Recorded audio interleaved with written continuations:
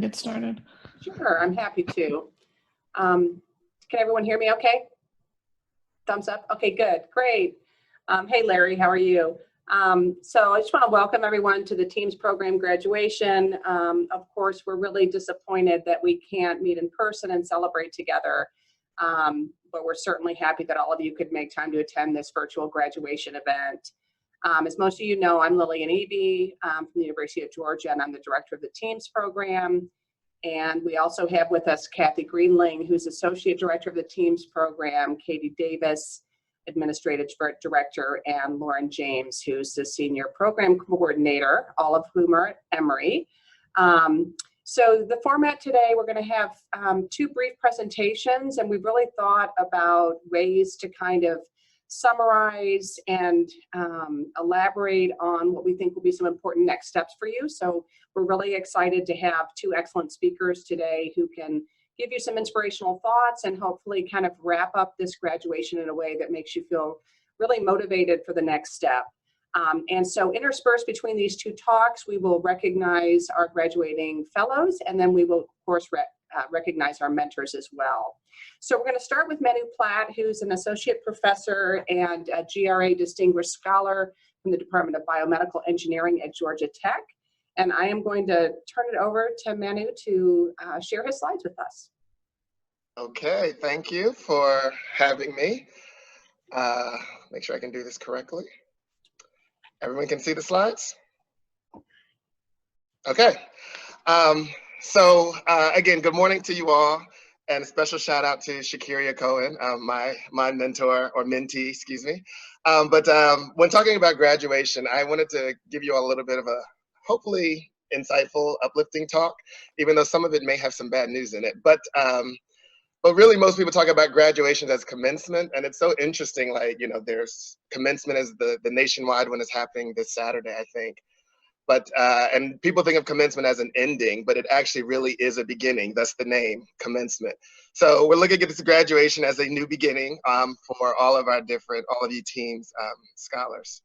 So let's see if I can do this correct. So there are 5 points that I hope to get across to you all while I'm doing this presentation. One is to take every opportunity, and I will hopefully show you how I've done that throughout my career and how mentors have played a part in offering me new opportunities. For those that know me, I definitely value number 2, work hard, play hard. The reason why I've seen a number of people burn out by just working hard and just doing this, it's important to celebrate the work by playing just as hard.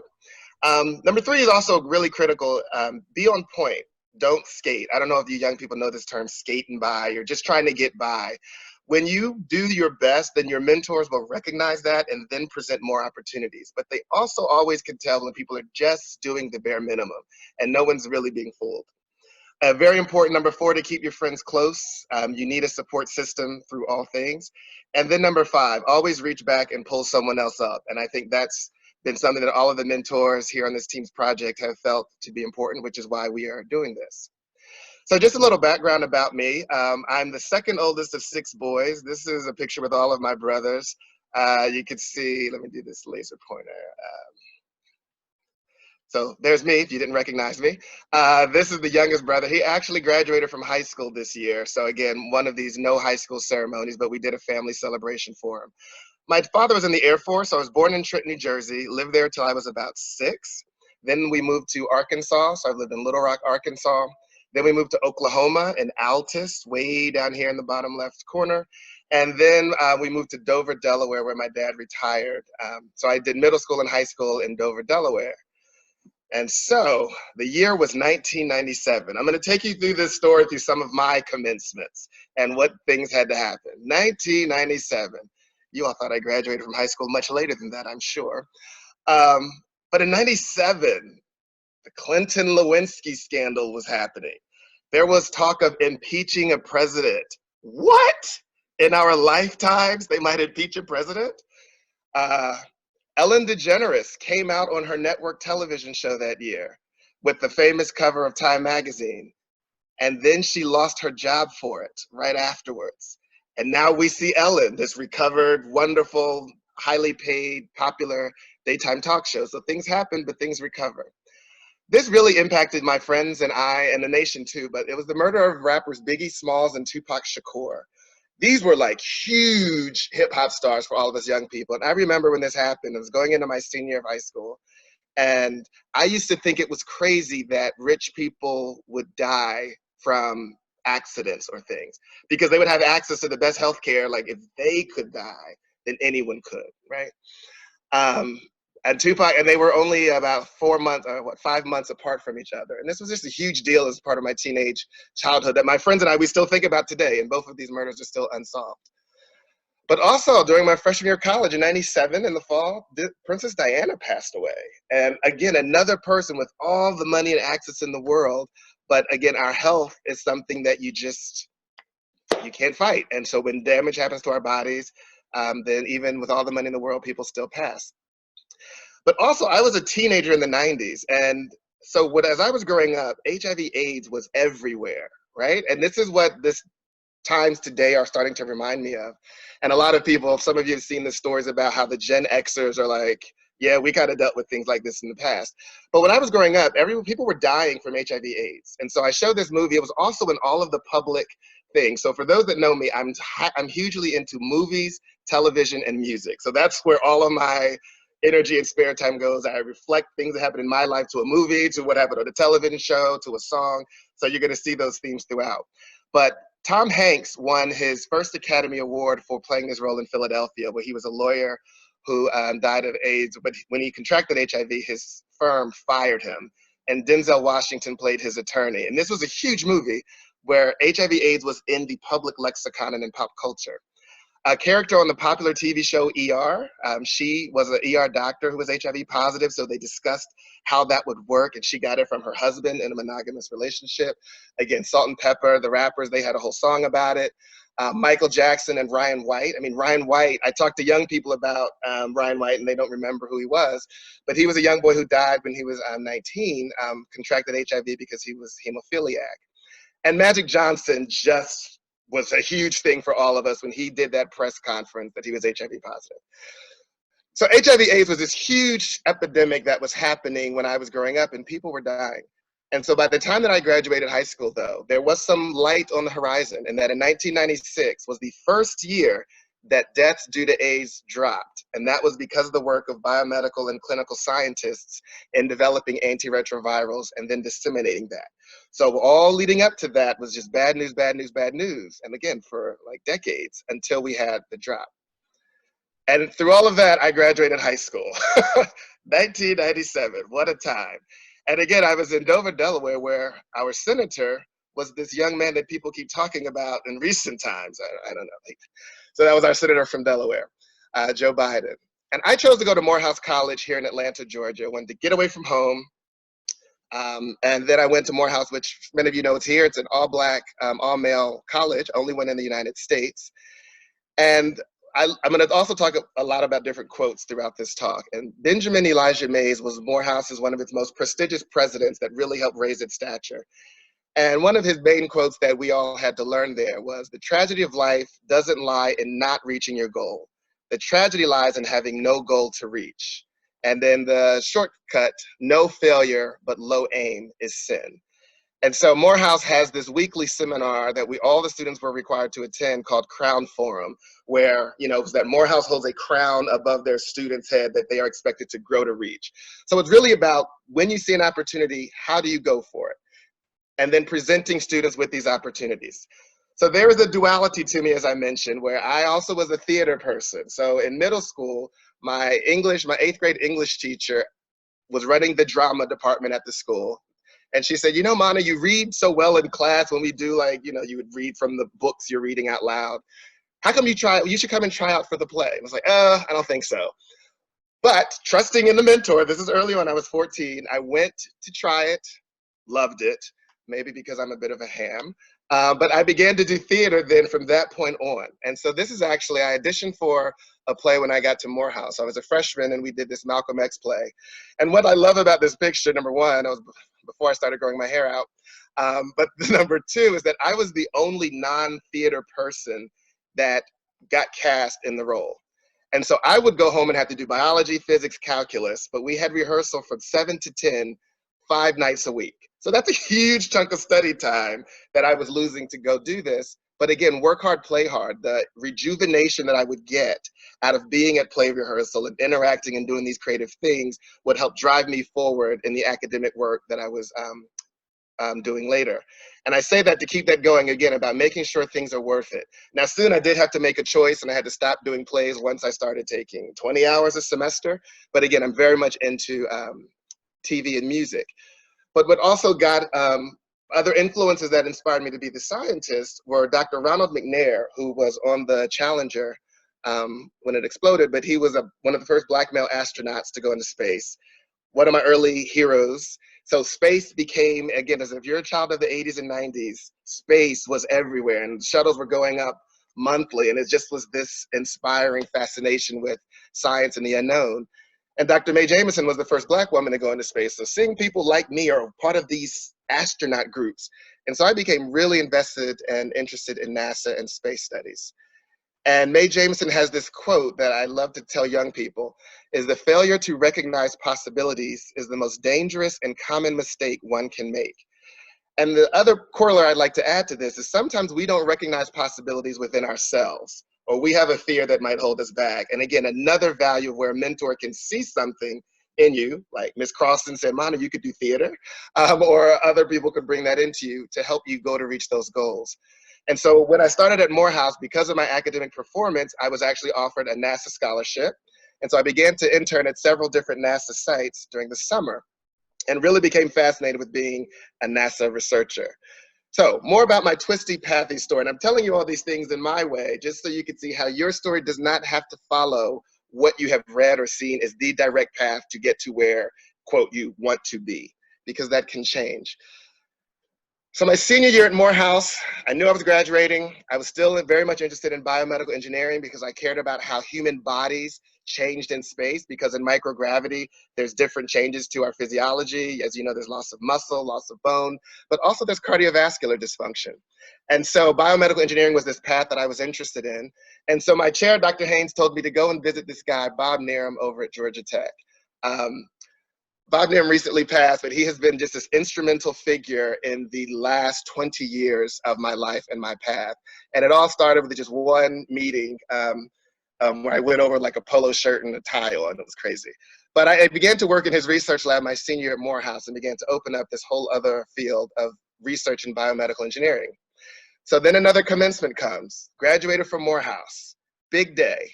My good friends that we all started together, we all graduated together.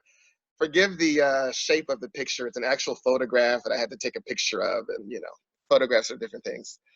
But then I started in the graduate program here at Georgia Tech Emory. I was in the second class of their biomedical PhD program.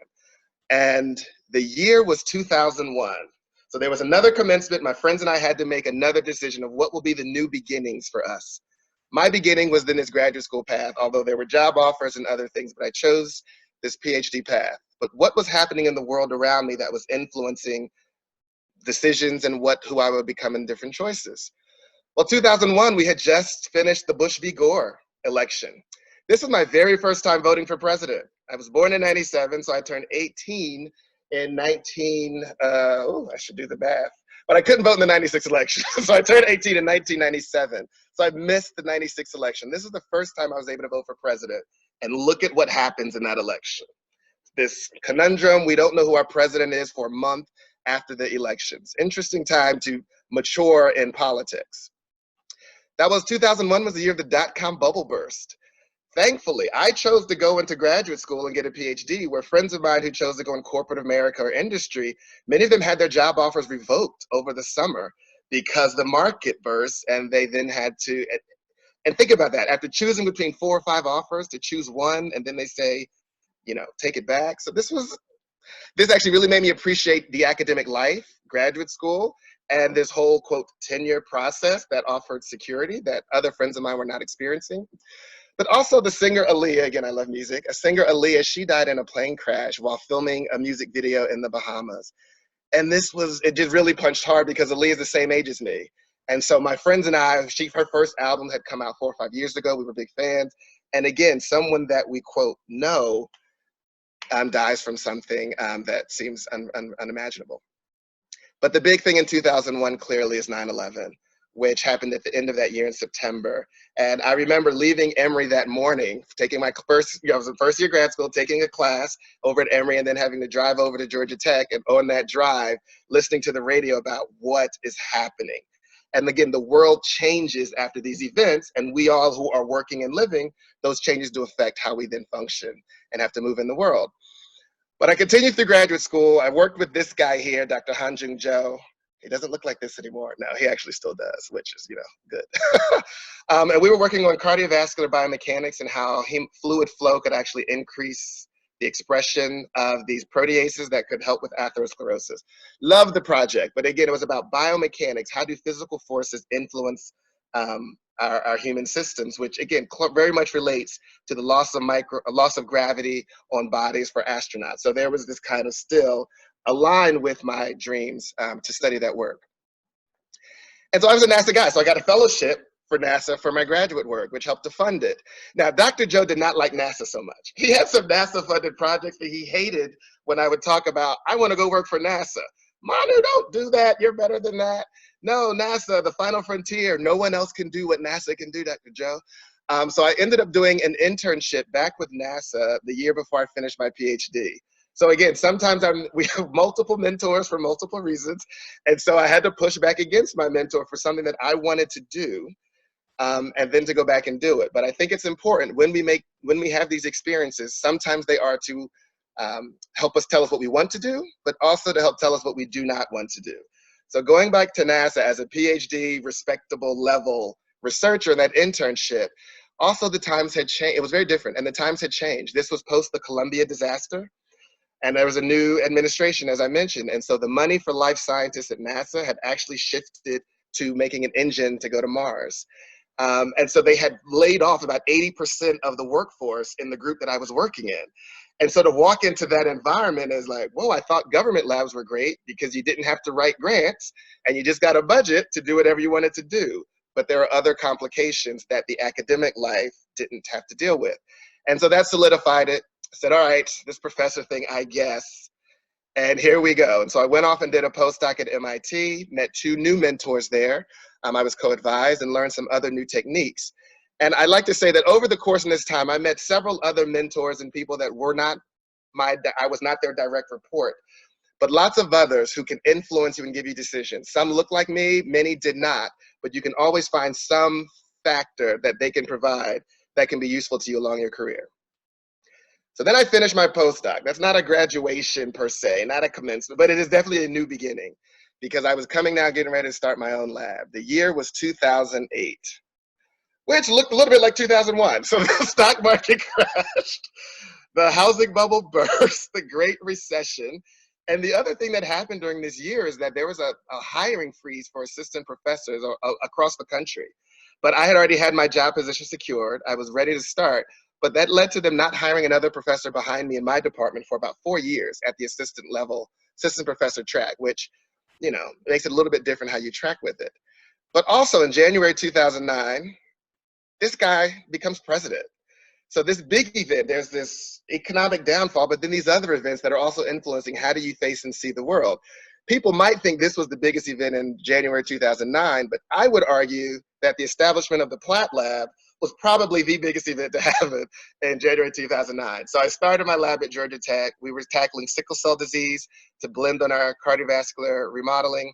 And we really started to do HIV and cardiovascular disease work. Again, what I experienced as a child in the 90s, it still was running in the background. And when the opportunity presented itself to do HIV-related research, I jumped at the chance. And this program was innovative in that it wanted to bring in new investigators. But what was the key to the goal? You had to find a mentor in HIV research to help guide you through. And so my mentor was Roy Sutliff, who was at the VA at Emory. And so Roy Sutliff, Rudy Gleason, and myself developed on projects, got some grants, and really began to work on these projects that I've been thinking about since a child. And now to be on that scientific questioning side really opened up other new avenues for me in global research, global health, and other different avenues. And then promotion and tenure happened. I just love this picture, so I have to show it whenever I give a talk. but I say to show this because there were, people call it one way to get to being a professor, one way to get to tenure, but everyone's path will be unique. And I had mentors. Bob Nerum was a fantastic mentor of mine. Hanjin Joe, fantastic mentor. But I had to realize that the way that Bob Nerum got tenure in the 60s in aerospace engineering would not be the way that I would get tenure today. The way that Hanjin Joe, who was an immigrant from Korea, the way that he then navigated the system to earn tenure here in the US would not be the same way that I would. Parts that I could integrate, but definitely there would be different strategies and goals that I'd have to think about, unique to me, but also making sure I incorporate what gifts they were offering. Oh, and the year was 2015, in case you're wondering. And so I love this quote by Maya Angelou: if you're always trying to be normal, you will never know how amazing you can be. So trying to fit in other people's path to get to where you're going, it's their path. You can't fit into that outfit, right? But there's a road, there's a guidepost, and then you can develop your own path along that way. And so in doing so, I did some other mentoring things that were unorthodox, particularly for a junior professor. So pre-tenure, this is my third year, started this program with Bob Nerum called Project Engages, where we were actually mentoring high school students from the Atlanta public school system. This is definitely one of those projects everyone was telling me, wait until you get tenure to do these things. But the opportunity is here, and these are things that drive me and motivate me to continue with the other science. And I think it's always important, as I mentioned at the beginning, reach back and pull someone else up. And with this platform that I had as this professor, we could pull up a large number of students and bring them into science and engineering. And I say pull someone else up, but the important feature there is celebrate them being themselves. If I felt I had to change who I was to work in this field, it's a turnoff. I can't change who I am.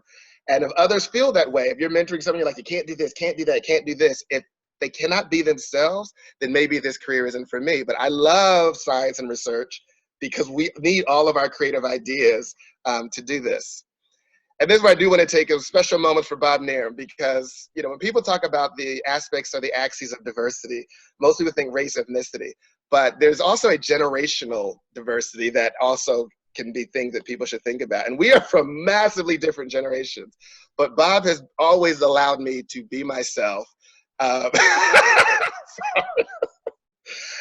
Sometimes with a joke, a comment, or a snide look, but definitely with, well, that's Manu. And then when we began to partner on Project Engages, it was excellent because the mentoring could continue at a higher level. Bob was the administrative access. How do you get this through the upper administration? How do you fundraise? How do you then motivate other professors to be involved? These were all skills that he was transferring down to me while we were working together on this project. And so it's been great that he was always like pouring into me during this whole time, just working with him. That then now in his passing, Lakita and I can now take on what he's given us and keep the program going. But one other thing that I think Bob was always stressing, and I've taken that on, is the importance of opportunity. Like as I mentioned, he's always opened up new opportunities for me that I would jump at, because if he was a good mentor and he never sent me astray, then if he says go do something, despite how scared or nervous I might be, okay, I'll give it a try. And you always put your best foot forward, and then 3 other doors open. But I show this because Viola Davis is an actress. And in 2015, she was the first Black woman to win the Emmy Award for Outstanding Actress in a Drama Series. And her speech that she gave at that Emmy ceremony was just mind-blowing. But I love this one quote from it that she talked about. The only thing that separates women of color from anyone else is opportunity. And that's true for other people besides women of color, like giving someone the opportunity to do something they never thought about. You never know what could happen. But it's also about the hard work. And I have to tell the young people that I work with, like the high school students, my undergrads, and even grad students, I could be this tenured professor and they can think, oh, you always were this thing. You always were gonna be a tenured professor. No, no, no. There's lots of hard work that goes behind all of it. So I look at Viola Davis's career, and she used to be on Law and Order SVU as a guest player on occasion, as the public defender, who would a lot of times lose her case, okay? And they would put her in bad wigs. But she was an actress, and you could tell even back then. Then she was in Doubt with Meryl Streep, and she only had, I think, 13 minutes of speaking time, or her scene was 13 minutes in this movie. Back toe-to-toe with Meryl Streep, nominated for an Academy Award for Supporting Actress. She did the work, and this work was standing outside, giving this emotion, tears, snot, the whole bit. She was also in The Help, and she took this role, and she now later in interviews has talked about how she has some issues with the role, but she took it and did her best with it. And again, even despite whatever controversy around it, she again acquired an Academy Award nomination, Best Supporting Actress, for playing this part. But what really drove her into the lexicon was her role as Annalise Keating in How to Get Away with Murder. And this is the role for which she was the first Black woman to win the Emmy in 2015. And so I want to stress this point, this is Maya Angelou, nothing will work unless you do. Your mentor can put the opportunities in front of you, can make the spaces, can be a good sponsor and introduce you to the right people, but then we rely on our mentees to go out and do the work. And I really want to say I'm proud of Shakiria for actually doing the work over this last year as we've been working together. But there's payoff. Again, Viola was in Fences with Denzel Washington, doing the work. This is an ugly role. This is not a glamorous actress role. But what happens at the end, this is when she finally wins the Academy Award after being nominated those 2 other times previously. And then the beauty and the glamour can come out in the celebration. Work hard, play hard, and then celebrate your wins. And I like to talk about that success does not happen without hard work and effort. Anybody you see this has achieved, they've had some bumpy roads. And luck is where opportunity meets preparation. And I always like to point that out to young people. So if you're prepared, and then if we as senior mentors can give you the opportunity, then wonderful things can happen. And so just as an homage, she did 6 seasons on How to Get Away with Murder. And last night was actually the series finale. So the whole show has actually ended just last night, which was a fantastic ending. But it actually is the definition of keeping your friends close, because she actually got away with murder. So, not to spoil it for anybody, but again, the other theme, keeping your friends close throughout and celebrating them. And so as I get ready to close down, so I love this Maya Angelou quote again. Success is liking yourself, liking what you do, and liking how you do it. And this is where you have to merge the input from your mentors, your own goals, your own strengths, and then merging these decisions, because you have to like how you get to where you are and decide where you're going. And so take every opportunity, work hard, play hard, be on point, don't skate, keep your friends close, always reach back and pull someone else up. And I say that because now when I go to commencements, hopefully I don't have any more commencements myself, but now when I go, I get to watch someone else's new beginning. So these are all of my PhD students. There's now 3 more that I have to put on this slide, so I have to shrink everybody. And it's a celebration for the student. It's bittersweet for the mentor. We miss you, we will miss you. But it is time for you to go and set up your own new beginning. And so I'd like to celebrate Shakiria, Dr. Shakiria Cohen's new beginning as she's finishing here in the team's program for this year. And the year was 2020. And here we are. COVID-19 is dwarfing everything that is happening. There is a new presidential election coming up. COVID-19 is having this disproportionate effect on African Americans in the United States, and Georgia is doing some interesting things around it. But all of that to say, these bad times have happened before, and people have moved through.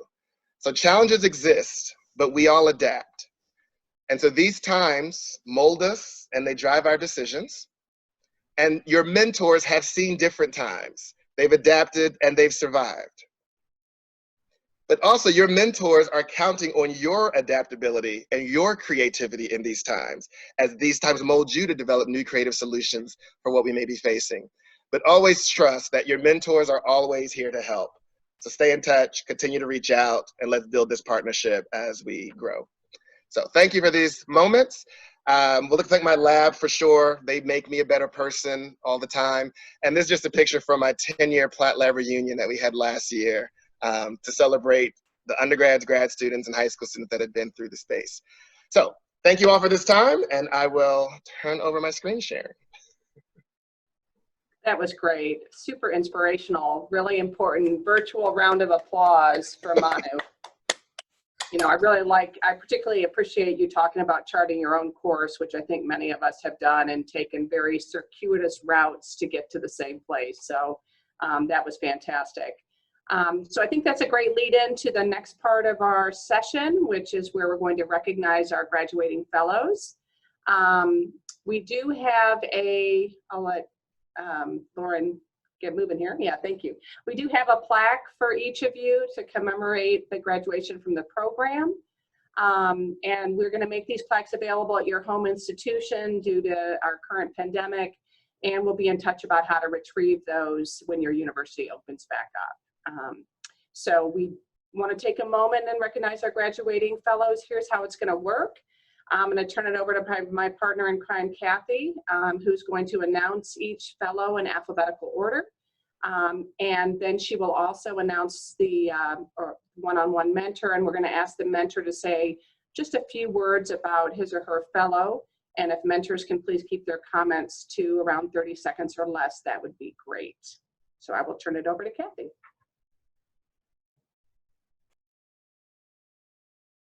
Thanks a lot, Lillian. And I would also encourage you all to use the chat box to congratulate your fellow members of the team's program, and to thank your mentor if you want to thank them in real time. As I announce the fellows and their mentors, I'll pause a minute. I think I know which mentors are here and which are not, but there are a couple of people on the phone. I'm not sure who they are. So if I don't hear from you, I'll read the comment that your mentor sent in. So the first fellow who we're going to recognize is Latricia Allen, and her mentor is Joe Nocera. Joe, you can go ahead. Yeah, thank you. And great talk, Dr. Platt. Appreciate that. It was a pleasure working with Dr. Allen. She's an assistant professor of medicine and division of general medicine and geriatrics. Her and I primarily worked virtually. I think a lot of people could probably say the same thing, but greatly enjoyed interacting with her. We really worked on a grant, a career development award grant that she's planning on submitting in the, I believe in the fall. So it was an honor, and I appreciate the opportunity. Thank you. Thank you. Our second fellow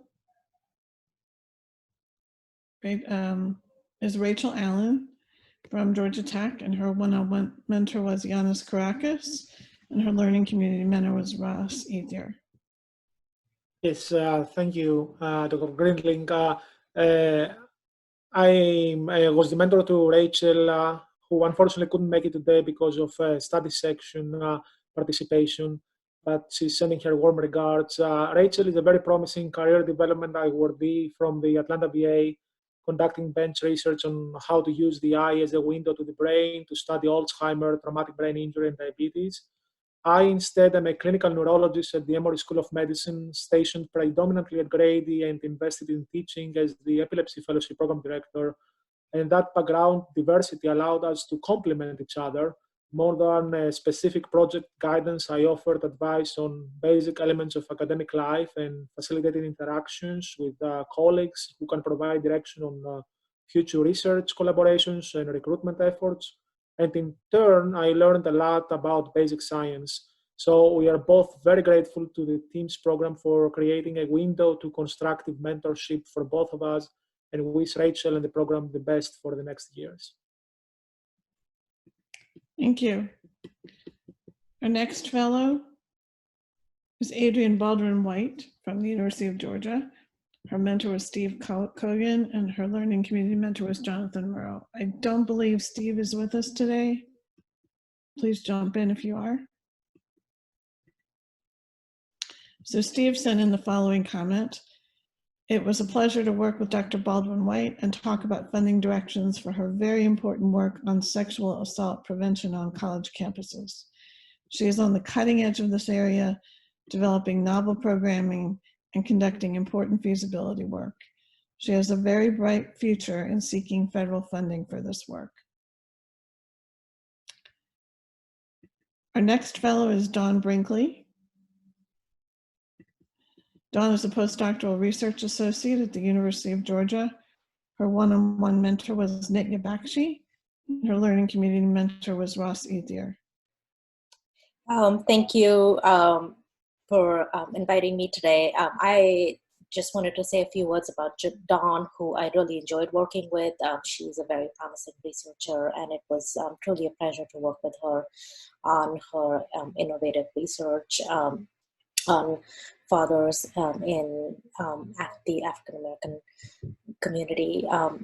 She and I are both grateful to the team's program for bringing us together, and I wish her the very best in her research career and her upcoming career development award application. Thank you. Our next fellow is Sanjay Chandrasekaran. He's a fellow at Emory University. His mentor was Brad Phillips, and his learning community mentor was Ross Ethier. Brad, are you on?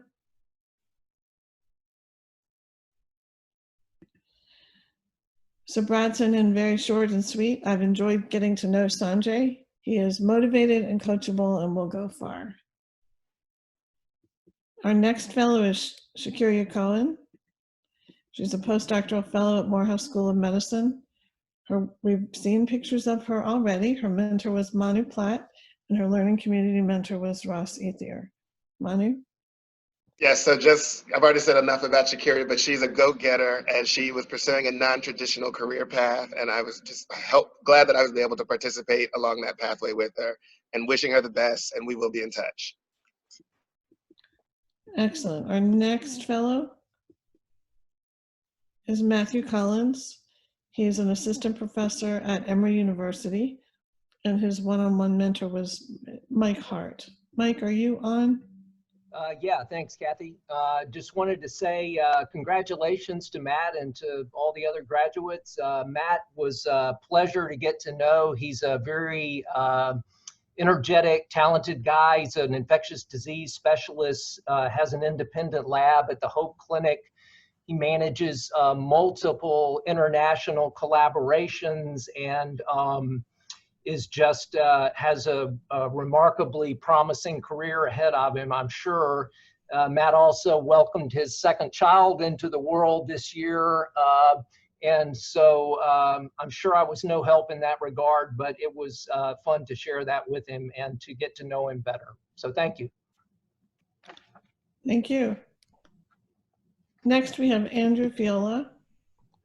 He's a research scientist at Georgia Institute of Technology. His one-on-one mentor was Pamela Bhatti, and his learning community mentor was Ross Ethier. Don't believe Pamela's on, but if you are, go ahead and jump in. So Pamela said she was lucky to have the opportunity to get to know Andrew. He has so much potential, and I think it was a great mentoring experience for both of us. Our next fellow is Tina Carla Franklin. She's a research scientist at Georgia Institute of Technology. Her one-on-one mentor was Lawrence Sweet, and her learning community mentor was Ross Ethier. Lawrence? Hi, it's been a great pleasure getting to know Tina over this past year. She's an extraordinary person navigating early career, early parenthood in these extraordinary times. She navigates the demands of this career stage in a new setting while caring for a 1-year-old boy in quarantine and away from her family in Canada. So I've been impressed by Tina's capacity and resilience to meet these demands at home and at work. I wish you the best, Tina. I hope to hear these great things coming from you as your career unfolds. Great. And our next fellow is Ankita Garg. She's an assistant professor at the University of Georgia. Her one-on-one mentor was Colleen Kelly, and her learning community mentor was Michelle Pardue. Colleen was unable to make it today, and she sent in the following comment. Through the TEAMS program, Ankita Garg was able to establish a new important collaborations with Emory CFAR investigators. She is a persistent PI, and I'm certain her new collaborations will lead to novel ideas and successful projects for years to come. Our next fellow is Ines Gonzalez Casanova. She's an assistant professor at Emory University. Her one-on-one mentor was Jesse Jacob, and her learning community mentor was Jonathan Morrow. Jesse? Thanks, Kathy. So it really was a pleasure to get to know Ines over the course of the last year. She's a very talented assistant professor in global health at the Rollins School of Public Health. And the work that she's doing is really, really interesting stuff, dealing with nutrition and some work focusing on disparities. It was, I think, a relationship that was mutually fruitful. I think I learned a lot about what she does, and what we worked on was sort of navigating early career and kind of how to structure the workflow so that we could get the maximum amount out of a single workday. And I think Ines did that with great aplomb. Thank you. Our next fellow is Michal Horný. He's an assistant professor at Emory University. His one-on-one mentor was Amanda Abraham, and his learning community mentor was Jonathan Murrow. Amanda? Hi there. Working with Michal over the past year and serving as his mentor has been a wonderful experience. I was able to learn that Michal is very hardworking and productive, and he's an extremely talented researcher and a skilled researcher. I'm very happy to say we're going to continue working together. We're part of a research team now that evolved from this program, and just overall it was a great experience. Michal was a wonderful mentee. I'm very proud of the progress he's made over the past year, and I'm looking forward to continuing our work together and offering any advice I can for his future career plans. That's great to hear. Thanks, Amanda. Our next fellow is Anand Jain. He's an assistant professor at Emory. His one-on-one mentor was Bob Taylor, and his learning community mentor was Jonathan Murrow. Bob? Yep, hi. Thanks, Kathy. Well, first of all, congratulations to Anand. It's been a lot of fun working with him, and double congratulations because he and his wife just welcomed a little daughter 2 weeks ago, Shreya, so congratulations on that. For those of you who don't know Anand, he's a clinician scientist with a training in gastroenterology and special interest in esophageal disease, and he's really been able to combine his clinical interest in esophageal motility disorders, which is very unique and important for us clinically, with his research interest. And I was always impressed with our meetings. He came with really clear questions and kept me on my toes, taught me a lot about esophageal disease. I got to read one of his grants, and I think he's really focused, hardworking, really good at balancing everything, his clinical, his life, and his research opportunities, and has some really strong support from his division director, which I think is really important. So it was really a lot of fun. Enjoyed working with you. Hope to keep seeing all this great productivity, both at home and in the lab and in the research world. So congratulations to you, and thanks for letting me have the opportunity to work with you. Thanks, Bob. Next fellow is Rabina Josiah Willick. She is an assistant professor at Morehouse School of Medicine, and her one-on-one mentor was Pooja Mehta, and her learning community mentor was Michal Horný. Pooja? Can you hear me? Okay. It was great to work with Rabina Willick. She really, it was a pleasure to kind of watch her grow over the year and really manage this challenging time of maintaining a work-life balance. She really works on heart failure and loneliness, and so we tried to figure out where she can apply for funding, as well as connecting her with mentors at Emory who can help with heart failure work, and we're going to be working on a review together. So it was a lot of fun for me, and thank you for giving me the opportunity. Thank you. Next fellow is Jessica Knight. She's an assistant professor at the University of Georgia. And I have to really give a shout out to Pooja, because Pooja was our one mentor who had two mentees in the program. So her mentor was Pooja Mehta, and her learning community mentor was Michal Horný. Okay, so this was, again, a lot of fun for me and great to watch Jessica Knight grow through the year. We focused a lot on some of the time management challenges, as well as the tricky aspects of navigating when you have to switch your primary mentors on applications. And she did a great job. I think she has great promise in the area of congenital heart disease, and I learned a lot about that area. So, she's getting ready to submit a KO1, and I wish her the best. Excellent. Our next fellow is Shilpa Krishnan. She's assistant professor at Emory University. Her one-on-one mentor was Lazaros Kachillis, and her learning community mentor was Michel Pardue. I'm not sure that Lazaros is on. If you are, please jump in. If not, he sent out comments saying, Shilpa is curious, smart, and motivated. It was really nice to get to know her, and I expect great things from her. Next fellow is Anil Kumar. He's a postdoctoral fellow at the University of Georgia. His one-on-one mentor was Brandon Dixon, and his learning community mentor was Ross Ethier. Brandon? Yes, congrats, Anil, through getting through this program, and I enjoyed getting to know you. Anil has a background in nanomedicine, using nanoparticles both as diagnostics and delivers of therapeutics.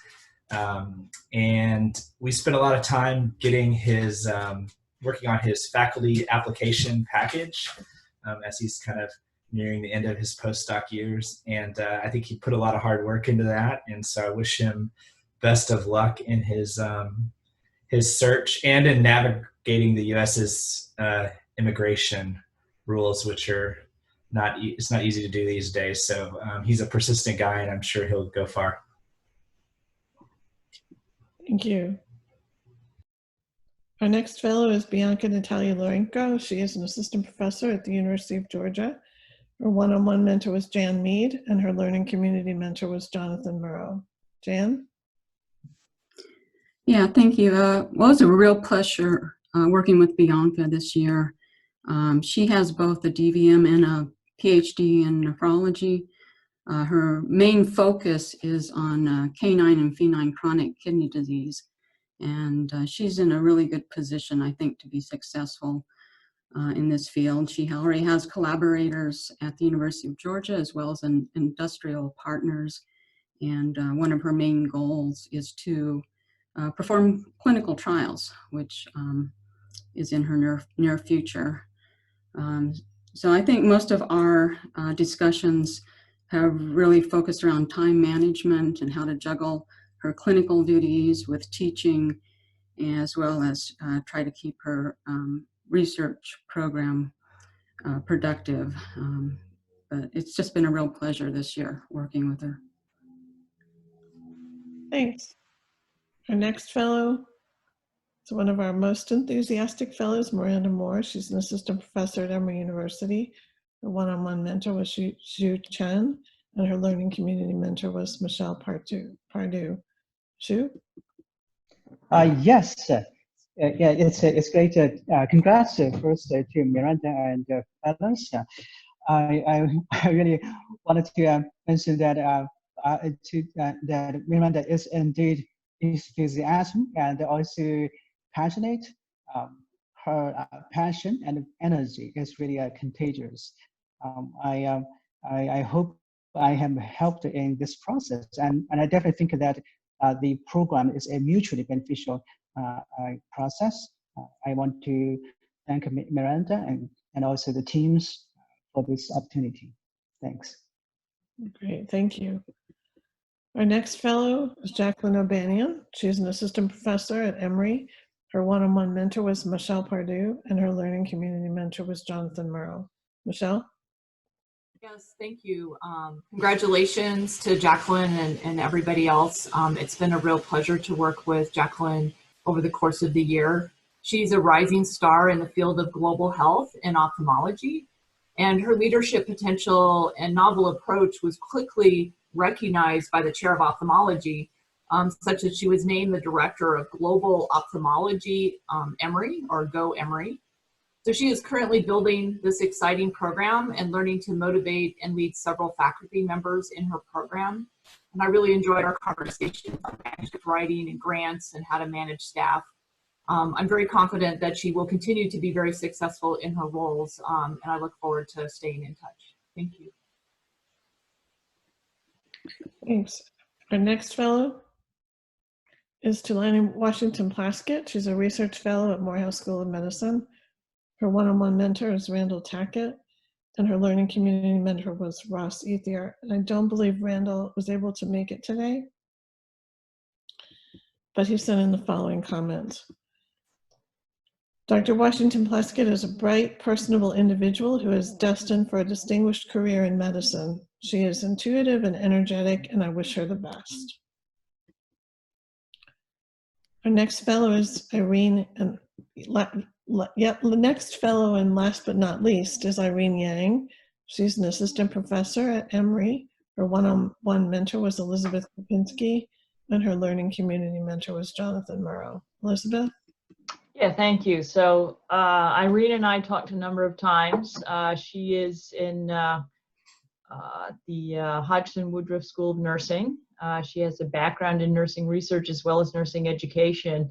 And we talked about a variety of things, including her research, which really covers a wide variety of topics, but really hits upon core themes of sort of behavioral and biological biomics, health disparities, maternal and infant health, vulnerable populations. We had actually a lot in common in terms of the health disparities interests, and we just had a really number of good conversations about, career paths, how to balance things. One interesting topic that came up was sort of a shyness about presenting at conferences and stuff, and always being a little more nervous than she would have expected to be at this point in time. And so I recommended Toastmasters, and she actually went out and joined Toastmasters, and hopefully that's all going well. So it was a true pleasure, and another one of our rising stars here at Emory. So that concludes our recognition of our mentees. We are really grateful to all of you for taking the risk on an inaugural program like this, and we hope it's been beneficial for you. I will turn it over to Lillian in just 1 second. I was going to ask all of you, there's a little button at the bottom of your screen that says reactions, where you can clap or thumbs up to your colleagues, and I'd encourage all of you to do that as we move on. Lillian? Great, thanks, Kathy. That was great, and it's so fantastic to hear about some of these continuing collaborations and some of the projects that you're working on together. That's amazing. At the end of the program, we're going to ask you to, at the end of this program, we're going to remind you to fill out one last survey for us, we think. And so your comments about collaborations with one another and the things that have come from the program are actually really important for our efforts to make sure the program is designed well for the next cohort. So shout out to all of you for all your hard work there. I appreciate it. So our next talk is going to be by Dr. Sophia Hussein, who is an assistant professor of medicine and assistant professor of global health at Emory. And so without any further ado, I will turn it over to Sophia. Hi, everybody. Thanks so much for having me. Sorry, let me just get my screen ready. Okay, can everyone see that? Yes, I can. Okay. I realize I have the wrong date on here, but I promise the whole thing isn't recycled, but the title maybe I've used it for. So thank you for that introduction. As I said, my name is Sophia Hussein. I'm an assistant professor in my 7th year, so hopefully that'll be changing sometime soon. And so I've been asked to talk to you today just about kind of this transition, kind of from early career to early research independence, which I guess is kind of where I sit right now. So this is, of course, everybody's experience is different, and kind of looking briefly at what you guys work on, I think, probably it will be more applicable to some than others, but hopefully there'll be some things that, kind of make sense for everybody as well. So the title of my talk is Fall Down 7 Times, Stand Up 8, and Other Life Lessons Learned as an Early/Mid-Career Physician Scientist. So I wanted to talk a little bit about my personal background, because I think it informs kind of what I decided to do in research and the ways that I approach it. So here's me with my family when I was a little girl. I'm the one with the little ponytail sitting on my dad's lap. My father is originally from Ethiopia. My mother's from Japan. And I grew up in the town of Kalamazoo, Michigan. So kind of a unique perspective on the world, both from my kind of diversity within my home that I grew up in, but also from where I grew up in Kalamazoo, Michigan, which was kind of an interesting town. It's about 100,000 people. So not a big city by any stretch, but also not, rural. And it was about, my schools were always about half Black and half white and very socioeconomically diverse. So as I was getting ready to go off to college and do pre-med, I had classmates who were, dropping out of high school, never to return, or, having children at a very young age or things like that. So there was just kind of a wide range of experiences that I was exposed to early on that I think made me kind of sensitive to ideas around disparities in our society. So I went on to college, I did the biology pre-med thing, but it wasn't like totally it for me. I knew that something was missing. So before kind of taking the next step to go to medical school, I came back home to Michigan, not to Kalamazoo, but to Ann Arbor on the other side of the state to do my MPH, and spent 2 years studying health behavior and health education. And there is where I really first started to be interested in research because, I found that research could be things that seemed to me more like community service, and learned about things like qualitative research and community-based participatory research, and really fell in love with those ideas as a way to contribute to society. But that being said, I still wanted to have the one-on-one patient contact associated with clinical medicine as well. And so I did go on to medical school. I went to Philadelphia to go to University of Pennsylvania and stayed there for residency as well. I liked everything. I'm a little indecisive, so I liked pediatrics, I liked adult medicine, I did med peds residency, but ended up really loving ID and HIV, both for the biomedical side as well as the social complexities that related to kind of the things I had learned about in public health school. So I decided to go to ID and came to Atlanta and Emory for my ID fellowship. For those of you all who are not clinicians, basically what that means is 1 year of kind of intensive clinical work, always in the hospital seeing consults. But then the second and third year are really designed to launch one's academic career. And so that's when, after, at that point, it had been like 8-9 years, I could finally get back to that stuff I had fallen in love with back in public health school and see how research could tie into the things that I learned in clinical medicine and the problems I was seeing in clinical medicine. So when looking for a place to do fellowship, I prioritized places with large active schools of public health and also with collaborative relationships between the two. And I think, as you guys have learned through your program, that's one thing that's kind of special here at Emory. I think there were a lot of places I went that might have had a huge public health school with well-funded faculty, but the people in the School of Medicine didn't know anything about what was going on over there, or vice versa. And so that was different when I came to interview here, and that's why I chose to come here. And the patient population was also very important to me because I knew I wanted to work with underserved populations who are experiencing the most disparities. So it seemed like a great fit. And so along those lines, I came to Atlanta. I started working at Grady Hospital, as well as EUH, but Grady was really kind of the place I fell in love with, and that's where my clinical practice is based now as well. So it was really astounding. I mean, I came here, 100% primarily interested in HIV. I was coming from West Philadelphia, but I was not prepared for kind of the extent of the epidemic that I saw. And it was a great place to learn, but also really heartbreaking at times, working either on the inpatient SIS service, which is the inpatient HIV service at Main Grady, or this building on the right where I still see patients once a week is the IDP, or Infectious Disease Program Clinic, which is Grady affiliated building exclusively for HIV, serving primarily uninsured and underinsured populations. And in particular, what I was seeing, which related to my interest in med peds and adolescent young adult populations, was just statistic after story of how this epidemic was disproportionately impacting young Black gay men. And so these are not to kind of go through the details, but just to show you that, if you read about HIV, if you're in this world, that all you're hearing about is young Black gay men and how disproportionately that population is impacted. But I wanted to know more about what was happening with young Black gay men beyond just these labels that really just relate to how they have sex and what their race is. Thinking about them again from my, pediatrician or med-peds perspective is that these are adolescents and young adults. So they're dealing with kind of normal adolescent storm and stress, as it's called in the field, but then also this multiple minority statuses, right? Being Black, being gay, for many being poor. And then now on top of that, adding a new chronic stigmatized illness.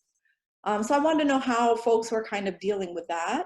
And then also, how do we explain the differences between those young men who I'm seeing in the hospital dying of fully preventable opportunistic infections, and stable patients in the clinic, which is most of the people I see who come, they take their medicine every day, they have jobs, they have partners, and they're kind of going about their lives. So I wanted to understand a little bit about that range of experience. So my first fellowship research project was a simple qualitative interview study. I was mentored by Dr. David Malebranche, who was a faculty here at the time, is still in the area now over at Morehouse. So I don't know if any of you all have gotten to interact with him, but he was a fantastic mentor. We conducted qualitative interviews with 20 young Black gay men who I recruited from the clinic. And David, since I know that a lot of what you're doing, I'll talk a little bit about my mentors, but he was really the ideal mentor for that point in my career. He was successful by all means, R01 funded. He was an associate professor at the time, but he wasn't so overextended, so overcommitted that he couldn't, kind of make time to talk to me and read through the things that I was writing.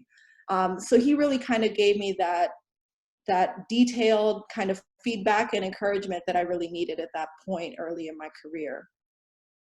We were able to publish some of those findings, which I won't get into the kind of science of it since that isn't the focus of this talk, but those were published in the American Journal of Public Health and hit on some themes that carried through in my subsequent research, things like resilience in the population, so kind of looking at the positive spin on things, like how are so many people doing well in spite all they're facing, and also the idea of social capital, which is kind of how people use their social networks and connections to stay in care and do well in life. So after fellowship, I transitioned to my first and only current faculty position, which is had a primary appointment in the School of Public Health, and then I also have a secondary or joint appointment in the medical school. Now that might seem unusual. You might be wondering, why did I end up that way? And in a lot of ways, I think it's worked out great. But at the time, it was more like a happenstance kind of thing. As I think probably whenever you hear these talks, you hear people talk about how things just happen by chance and serendipity, et cetera. In this case, it was more because of my mentor, who many of you I'm sure know, Dr. Carlos Del Rio. So he was a different kind of mentor than David, right? Carlos is pulled in a million different directions, and he doesn't have time to give me, line edits on a grant or paper. He's a big picture guy, but he's also the guy that can say, oh, you're done. I can actually support you with money and a job, while you work on getting your own funding.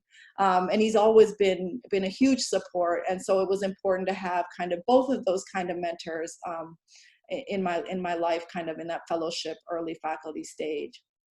So I started off with kind of about a 50-50 split. So I was doing more clinic than I'm doing now, a little over 50% actually, I think. But then did have some protected time thanks to Carlos and the Department of Global Health while I worked on getting funding, and it didn't come right away. And so it was a couple years until with, multiple kind of applications until I was able to get 2 career development awards that really kind of helped launch me towards independence. So the first of those was kind of a unique opportunity, but I think some of you would be eligible for, so a good one to know about, through the Robert Wood Johnson Foundation. This is specifically for medical faculty who are from underrepresented minority backgrounds. And it's a competitive program. The alums are, they're just amazing, like NIH Institute directors, dean of a medical school, stuff like that. But they have a program where they, it's kind of like a K. Your institution has to commit to covering 70% of your salary. You propose a project, and they assign you a mentor from that program as well. And then once a year, you come together and kind of network and support one another. So that's been a great program for me. I did, unfortunately, I was sad too, but graduate from that program last year because it was very enjoyable. My project there focused on the transition from pediatric to adult-oriented care among youth living with HIV, so a very med-peds topic. And I did a mixed methods, so qualitative as well as quantitative chart abstractions and surveys. It was an observational cohort study, but I was able to leverage some of those initial findings into my first NIH funding, which was a R34 last fall. An R34 is a 3-year grant for kind of intervention development, so used for a lot of behavioral interventions and stuff like that. The other early career award that I got around the same time was through a program called the Minority HIV/AIDS Research Initiative. So if any of you work in HIV, I think there's a call for this program coming out again in a few months. This one is not restricted to minority investigators, but you do have to be working in minority communities. This one was nice because it came with actually considerably more funding for the actual research than most career development awards, so kind of allowed me to think bigger in terms of the type of projects. This is a picture of the other awardees and some of our mentors. And so because of the kind of combination of those two funding sources, I've been able to hire a team to work with me and to help me do this work, which has been probably the most fun and rewarding, although at times challenging, part of doing this all. I now have 3 full-time staff members, including 2 coordinators and 1 public health program associate, which is like someone who has graduated from the MPH program and helps with analysis as well as some coordinator activities. Sitting in the School of Public Health, I have access to a lot of great MPH students, and so I've continuously employed kind of a couple of them a year to help with recruitment and data collection and things like that. And of course, because I'm working primarily with young Black gay men and in diverse communities, I've prioritized those things in my kind of hiring and development of my team. I also have had a set of mentors that's helped me through this project. So Carlos, who I mentioned, is kind of my big picture mentor. Andres is more like a near peer mentor, if you will. So someone who was just a couple years ahead of me in fellowship, but had actually had this CDC grant before, encouraged me to apply for it, and kind of helped me through like, kind of nitty gritty logistic stuff. Gary Harper is a mentor who I met through actually a mentoring program through one of the HIV research networks. And so he was assigned to me for a couple years. We did an analysis together and have stayed close ever since. And he's a psychologist by training, and so he brings a lot of that kind of behavioral expertise that I need for my work. And then Dr. Madeline Sutton was the CDC assigned mentor through this program. She was the person who kind of started and ran the MARI program.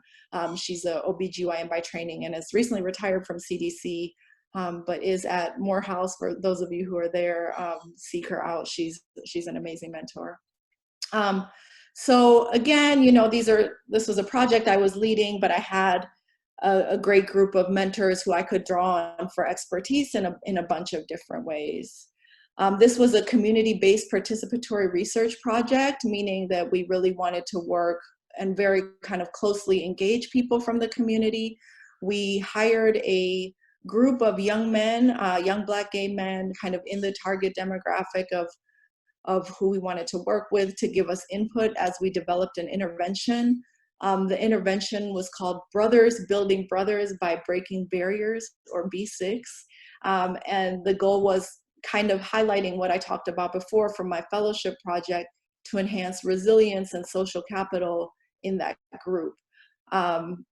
So we are currently in a no-cost extension year 5 of that grant. We're still kind of analyzing the data from our kind of pilot trial. community-based research is hard, and behavioral intervention research is hard, particularly with young people who don't always like to show up to things they say they're going to show up to. And so definitely met a lot of practical challenges, but we are kind of working on analyzing our data and figuring out what our next steps will be. And in the meantime, some of the findings that we had led kind of indirectly to a second source of NIH funding for me, which is a R21 that started last month and focuses on mental health in this population.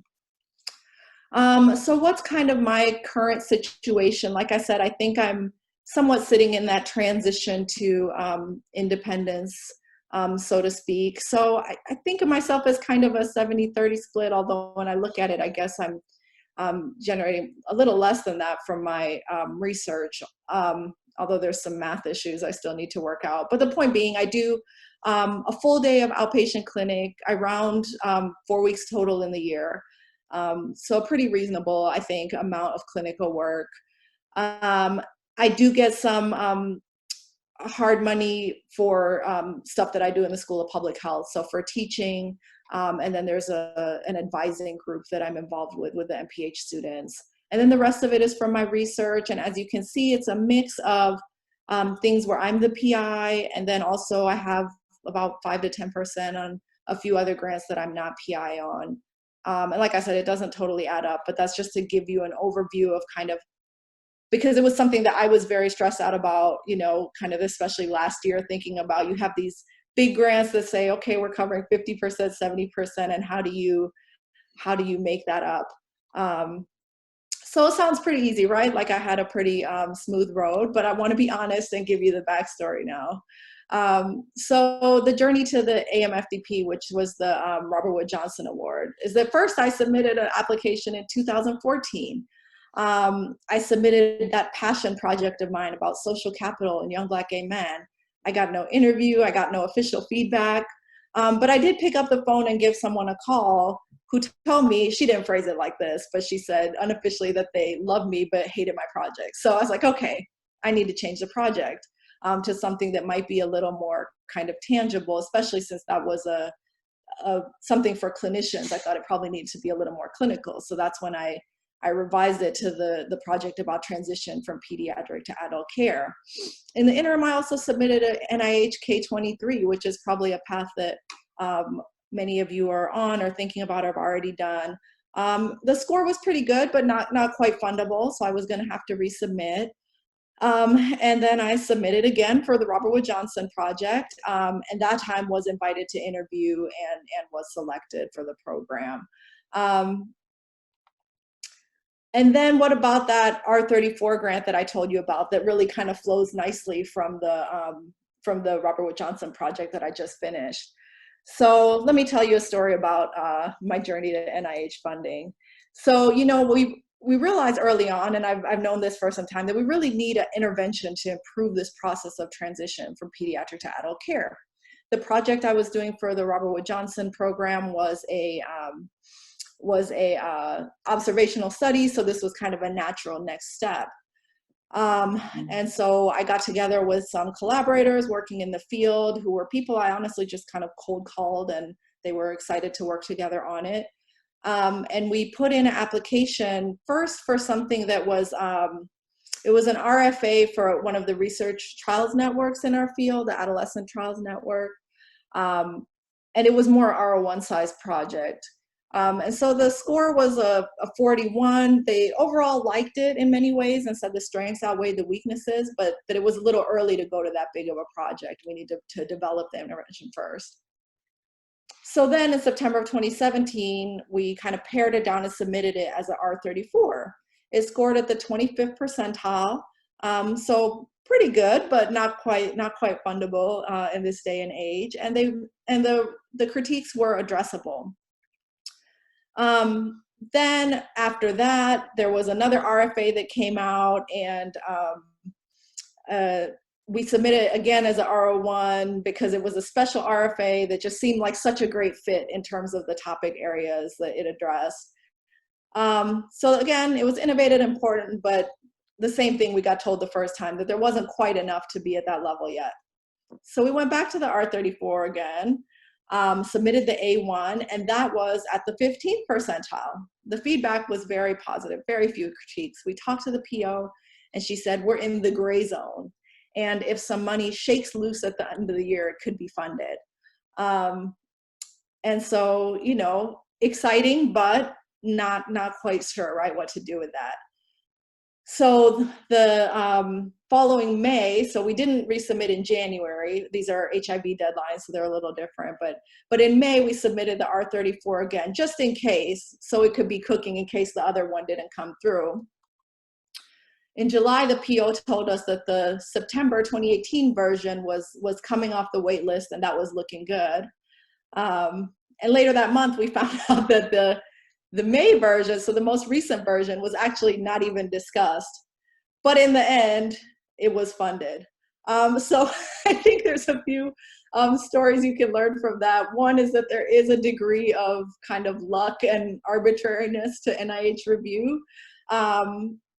Not entirely, of course, but that literally the same exact grant was not discussed versus funded, kind of depending who was looking at it and how some of the other factors worked out. Oh, and remember this paper I told you about, the fellowship research paper in the American Journal of Public Health, which I was really proud of. That was actually the 6th journal I submitted it to. It was also the best one. I kind of submitted it around to a few places I thought were more attainable.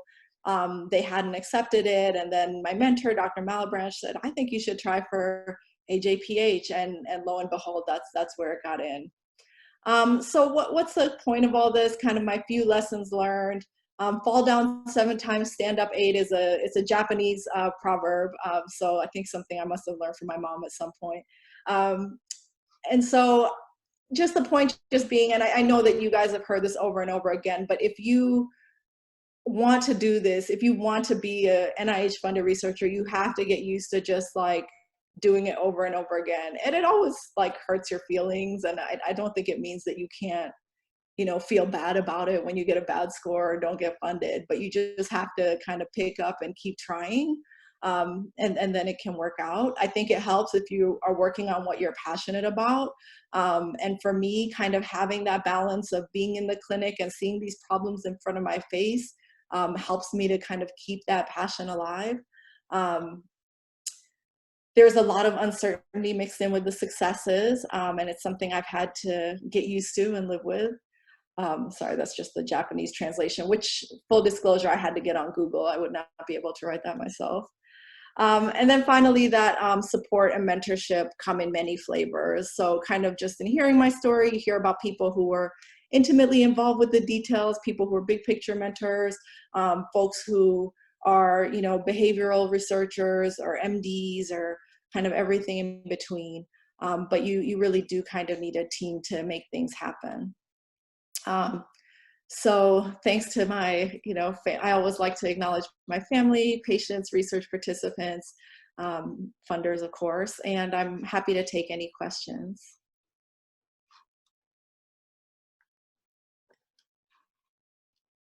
Great, thank you so much, Sophia. How about a virtual round of applause? That was awesome. Thanks.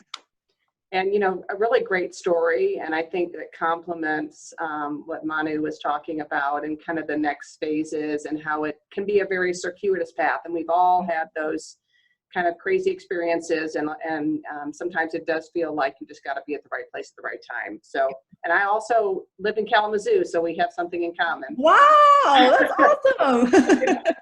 So anyway, well, thank you for giving us your early career perspective into the next phase as well. So that's awesome. So we're gonna switch gears and go through our ceremony of thanking our learning community and our one-on-one mentors. Obviously, this program could not be sustained without the generous time and energy that you all put forward. We really, really appreciate it. I know the fellows appreciate it, and they'll have a chance to tell you that, but we certainly appreciate it. We know that you're all incredibly busy, and paying it forward in this program has really been an act of passion, I'm sure. So just want to give you a big shout out. We're going to start by recognizing our 3 learning community mentors. So if you remember, we have these bigger groups of kind of peer communities run by a more senior individual, and then we have our one-on-one mentors. So we'll start with our 3 learning community mentors, and Kathy is going to briefly introduce you. And would like to ask you to just say a couple words about your experience in the TEAMS program if you're still on the call. Again, keeping it quite brief. And then we also have some comments that we've obtained from people in your learning communities. So I'll turn it over to Kathy. Yeah, I think our first slide you were, okay, thanks. So just before we start, I want to add my comments to Lillian's about how much we appreciate all of the work that the mentors put into this program. I hope that you found it as rewarding as I do to be involved in mentoring, and we hope that you'll join us again next year. So our first learning community mentor was Ross Ethier. He's a professor at Georgia Institute of Technology. You can see from the comments from his learning community that they were very excited about having him as a mentor, and I'll let Ross comment. Thank you very much, Kathy. Actually, I have to say, I think I learned more from my group than they probably learned from me. It was a true pleasure to interact with every single one of them. It's a truly amazing group of people. And actually, we're kind of in a complicated time right now. And I really appreciated Manu's perspective on things. And, when I see the talent of these young people, I actually feel optimistic for the future. And I think it's so important at this time to do great work in healthcare and science. We need it more than ever. So a huge shout out to all of you who are doing that. And I liked it so much, I signed up again for next year. So thanks for the experience. It was wonderful. And thank you, and welcome back. Our next learning community mentor was Jonathan Burrow. He's an associate professor at Augusta University Medical College of Georgia. He also has some very nice comments from his learning community. He was unable to join us today, but he sent the following comment. I have deeply enjoyed the chance to be a part of the TEAMS program. While challenged with presenting useful content and advice for the Blue Hub mentees, I'm humbled to realize that the biggest impact was probably giving them the chance to get good at Zoom calls, as we all have become in the last few months.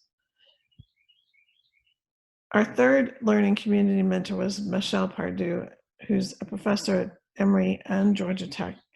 And I just would also like to give a special shout out to Michelle because she served both as an individual mentor and as a learning community mentor. And she was also one of the architects of this program. So many thanks to Michelle for that.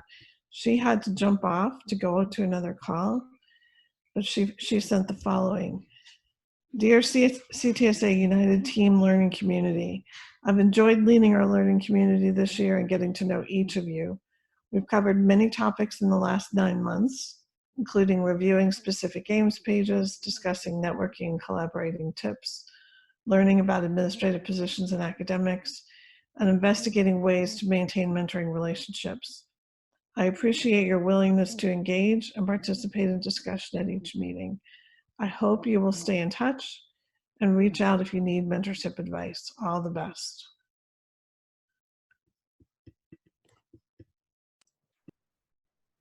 Lillian? Great, thank you. And I failed to mention our TEAMS program learning community mentors will also receive a token of our appreciation for your service to the program.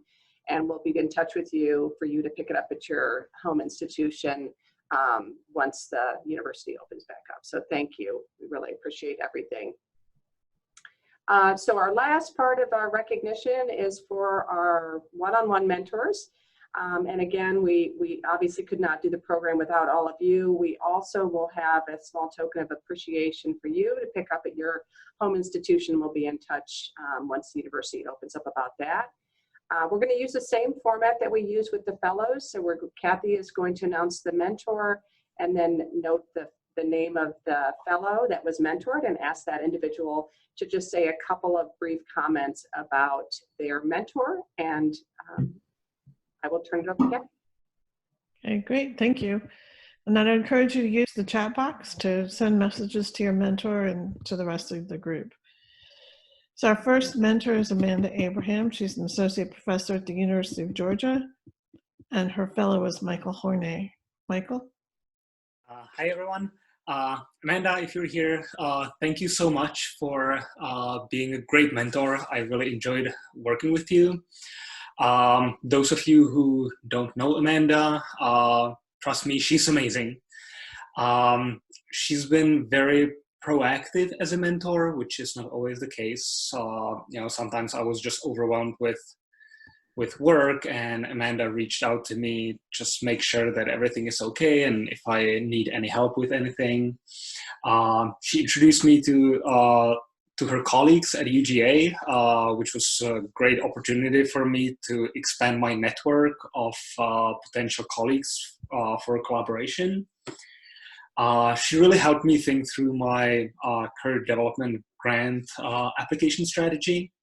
So that was really helpful. Now I just need to write the grant and get it. So that's the easy part. And last but not least, she's a great person, has fun personality. She was just fun to talk to and vent about life. So thank you. Great, thank you. Our next mentor is Nitya Bakshi. She is an assistant professor at Emory, and her fellow is Dawn Brinkley. Dawn?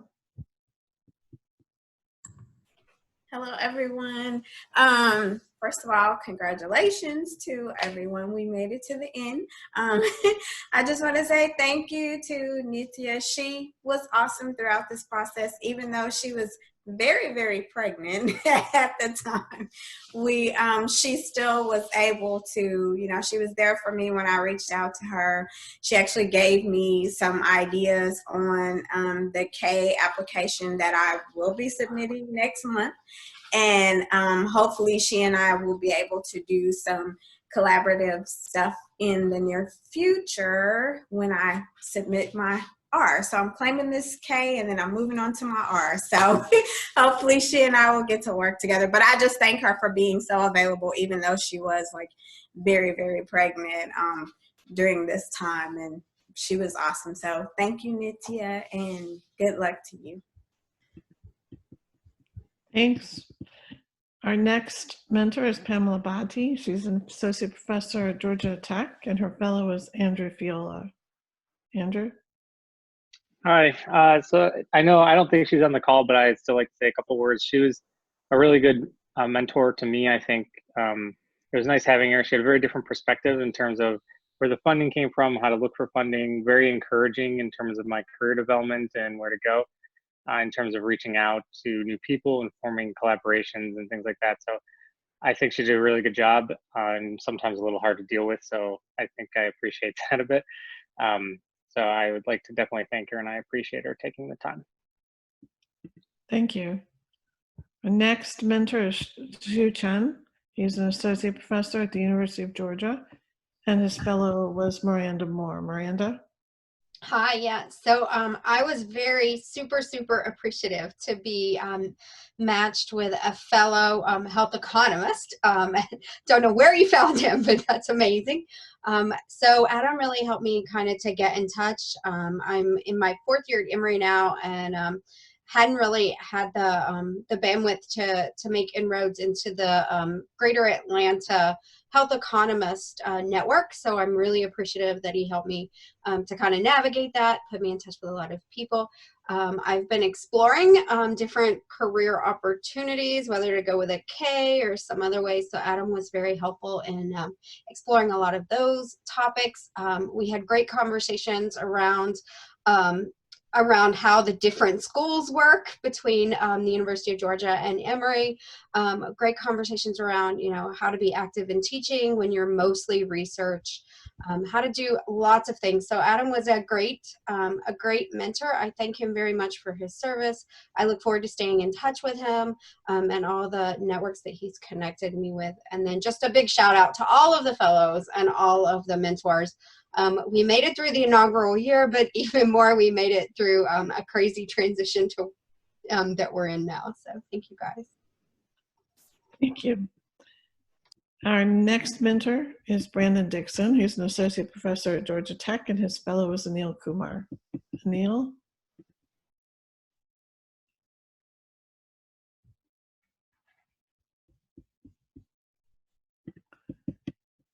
Anil may have had to jump off.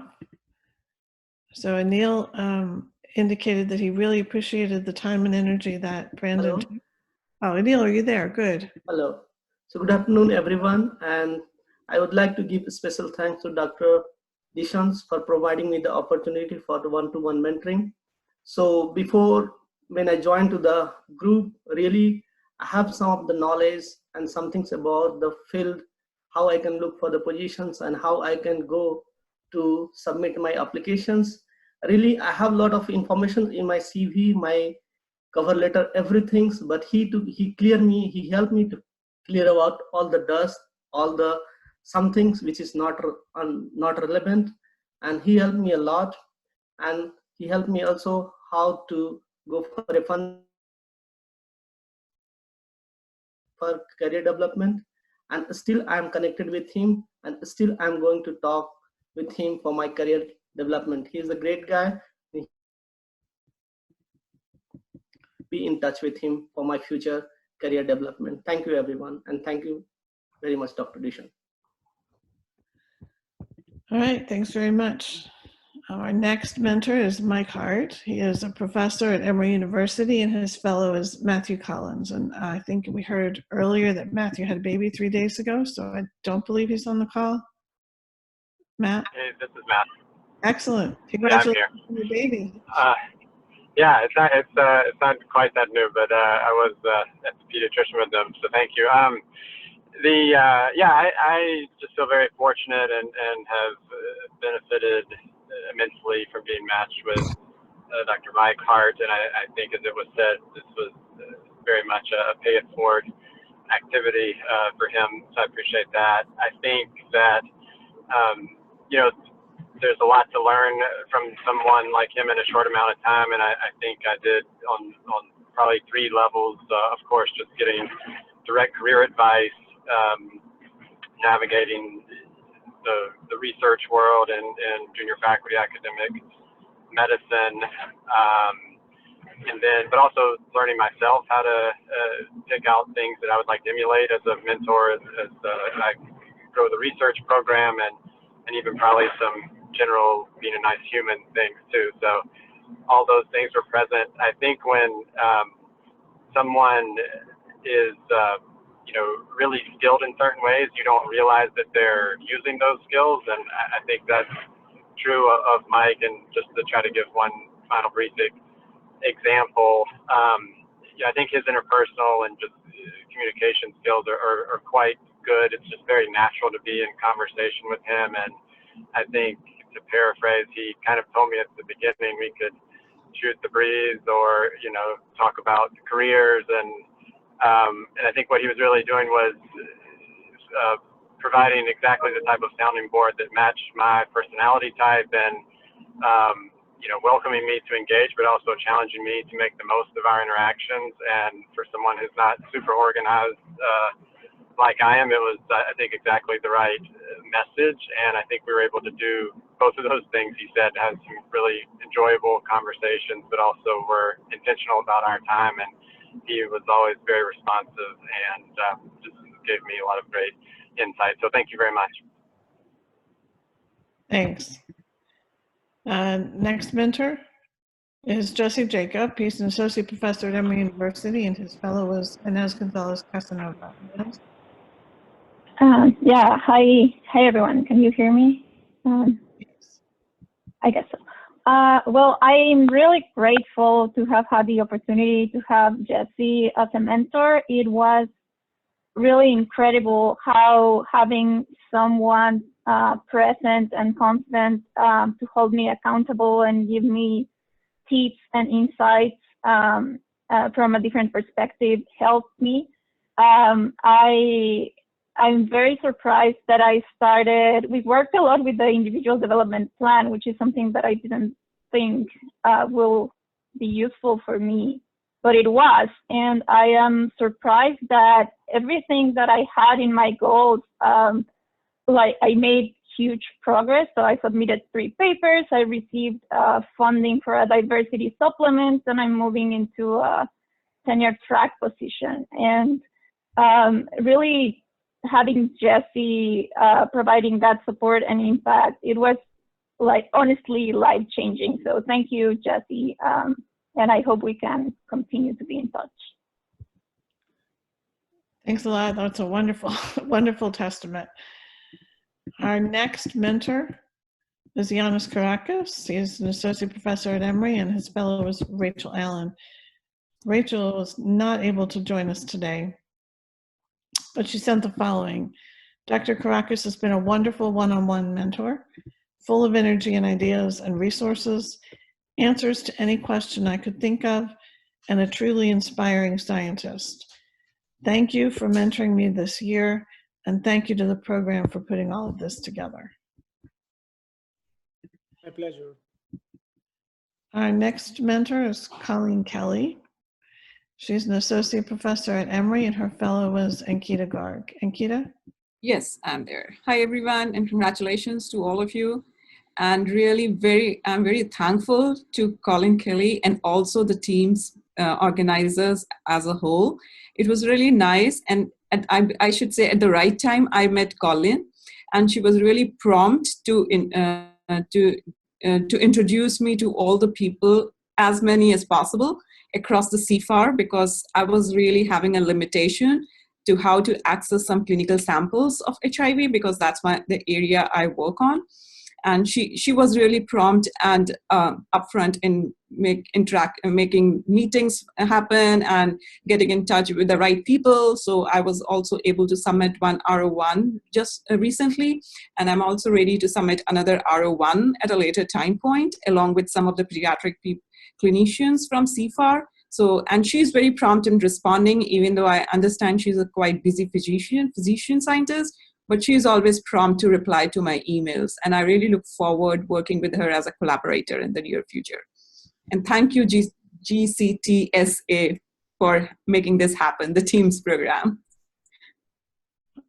Thanks very much. These are great outcomes we're hearing. The next mentor is Lazarus Kachilas. He is a professor at Emory, and his fellow was Shilpa Krishnam. Shilpa?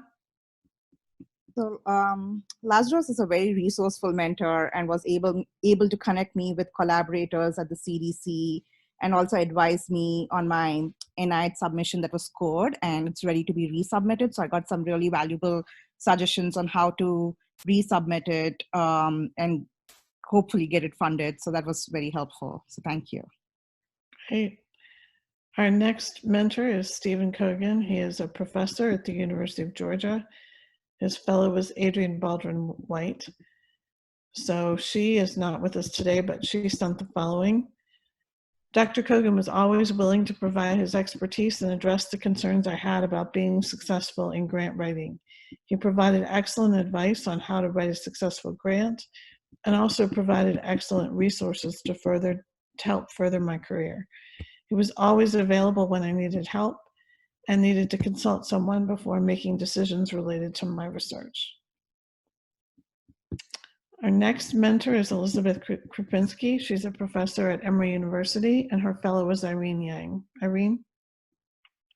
Yes, I'm so appreciative to Dr. Krupinski for her willingness to meet with me and share her advice and talk about her career experiences. I had specific areas of my professional life that I wanted to work on with her. I wanted to prepare for an R01 submission in the fall, which I am on target and feel good about being ready for October. And then time management skills and public speaking. So she shared some practical tips on time management and how to be efficient about my workday, which I still keep in mind when I plan my days and my weeks. And then she talked about Toastmasters, which she suggested to me.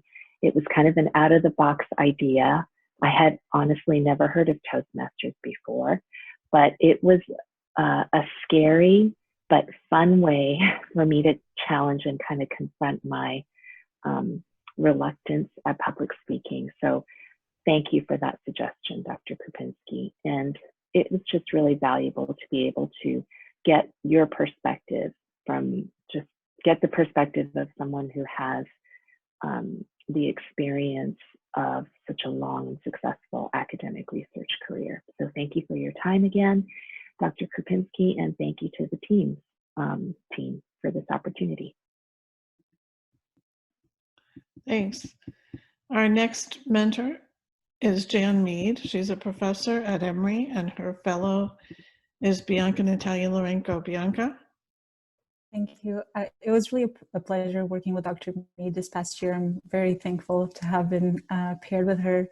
She was very helpful in providing effective guidance on mostly efficiently managing my efforts as a researcher and a teacher at this early career stage, and maximizing my resources so I can get everything accomplished. And she had a way to always gently remind me of how to maintain a sustainable and enjoyable work-life balance. So for that, I'm very thankful. Okay, thank you. Our next mentor is Pooja Benta. She is an associate professor at Emory University, and she is our mentor who had 2 fellows, Rabina Josiah Willock and Jessica Knight. So Rabina, I'll ask you to go first. Hi, everybody. First of all, I want to extend my congratulations as well to everybody who has successfully completed this fellowship, and of course to the Georgia TSA Teams team for making it quite so pleasant and so well organized. You know, I had such a wonderful time kind of connecting with Dr. Mehta. It's underestimated sometimes how much, you know, the time that mentors invest in their mentees, and when that's done really with a genuine spirit, it definitely takes a lot of the edge off the relationship, and kind of feeling like you can ask the questions you really want to ask and be vulnerable with those things that are challenging you. And so in Dr. Mehta, I had somebody who was a pleasure to work with. She had a great personality. She gave of her time willingly, and she had a genuine desire to see me figure out exactly what I wanted to get done and to make a plan to get those things done. And so I really appreciated how she led me in some areas, and also how she followed my lead in others in order to take us through this process together. And as a result, kind of coming in feeling like I had a lot of balls in the air, a lot of things that just weren't quite landing the way I would like them to, and leaving here 9 months, a year later, feeling as though that I know exactly what I need to do in order to make all those things happen. And also being patient with myself, recognizing your own limitations of balancing and career and, you know, everything else that we're dealing with. So she is a great mentor. I have really high hopes that our relationship is going to be a long-standing one. We already have plans to continue to connect and collaborate after the Teams program is ended. And I really hope that she continues to be a part of the Georgia CTSA Teams Mentorship Fellowship Program. So thank you, Dr. Mehta, and thank you, guys. Thank you. Jessica? Yeah, I'll just kind of echo what Rabina said. Dr. Mehta was a great mentor. I really appreciated how she was kind of open to anything that I needed help with at the time. And it was a little bit like the flavor of the month, what I was struggling with in that moment. But everything from how to best utilize student workers to helping with my K grant, she was open and willing to offer advice for all of it, and it was all incredibly useful. And I really appreciate that she was willing to mentor 2 of us. So I really appreciate everything that she taught me over the last 9 months. Thanks. All right, our next mentor is Joe Nocera, and his mentee is Latricia Allen. She was not able to join us today, but she sent the following. Dr. Nocera was a great match as my team's mentor. He provided useful feedback for my research-specific aims and BioSketch. The comments he provided regarding my personal statement and career plan were also very practical and timely from my recent letter of intent submission. I appreciate Dr. Nocera's dedication to mentoring new investigators such as myself, and the opportunity to receive feedback from him. Our next mentor is Michelle Pardue, professor at the Georgia Institute of Technology, who we've heard a lot about so far. And her fellow is Jacquelyn O'Banion. Jacquelyn? Hi, so I was really excited to have Michelle. I hadn't had the opportunity to meet her before, even though she works in the world of eye care and we share a lot of colleagues, so that was really exciting. She was always just really willing to kind of come to me and be available, either by phone or email or in person, and she really helped me work through some kind of career direction changes that I was having a hard time making decisions with, and really kind of helped me to kind of find my own path. And I'm just excited to have someone in the field that's supportive, and it was really great to meet her. Great, thank you. Our next mentor is Brad Phillips. He's a professor at the University of Georgia. He's also one of the CTSA PIs. His fellow was Sanjay Chandrasekaran, sorry. I don't think either one of them are able to join us today, but Sanjay sent in the following. Mentorship is a funny thing. You do not realize what you're missing until you have it, and I think this wholly summarizes my interaction with Dr. Phillips. His candid advice and guidance, perspective, and above all, earnest interest in my growth and career development over the past year has been invaluable. Whatever the subject matter, whether job advice, grant feedback, or talking about the stock market, I enjoyed every conversation and learned so much.